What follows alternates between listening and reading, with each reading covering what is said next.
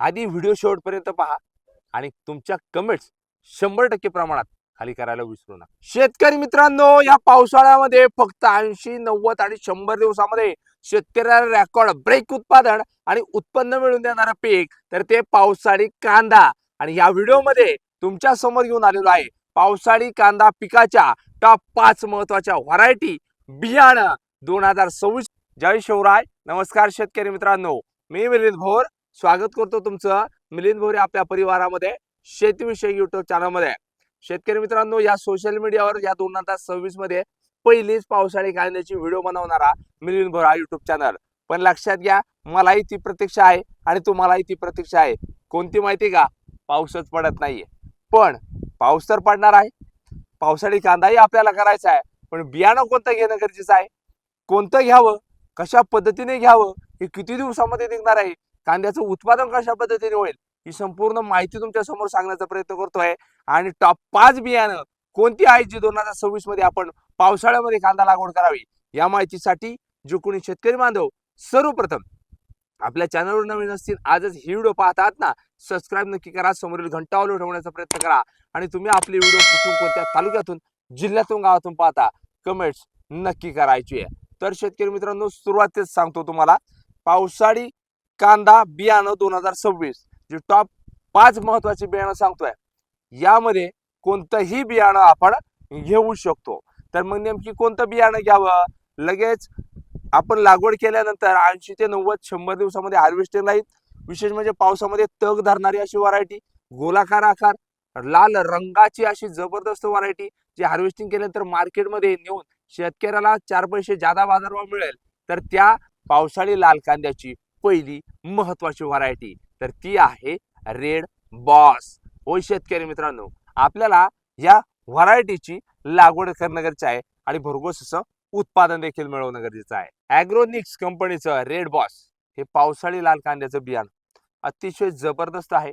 80, 90, 100 दिवसामध्ये हार्वेस्टिंगला येतं आणि जबरदस्त आकर्षक लाल रंग, गोलाकार वजनदार कांदा आणि पावसामध्ये तग धरणारी अशी जबरदस्त व्हरायटी, या देखील व्हरायटीची तुम्ही निवड करा आणि भरघोस असं उत्पादन मिळवा।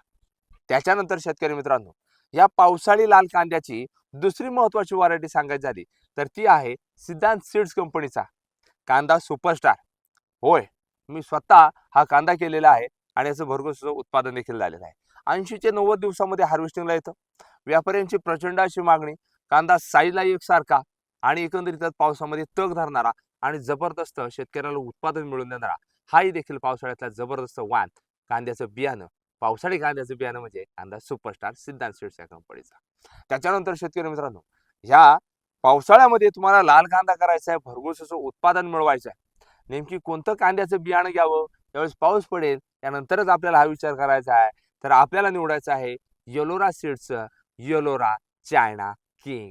हो शेतकरी मित्रांनो, आकर्षक असा रंग, वजनाला दमदार आणि व्यापाऱ्यांची प्रचंड मागणी आणि शेतकऱ्याला 4 पैसे हमखास भरघोस उत्पादन मिळून देईल। 80 ते 90 दिवसामध्ये हार्वेस्टिंगला येणारा हा येलोरा चायना किंग हा देखील कांदा, याची आपल्याला लागवड पेरणी करणं गरजेचं आहे।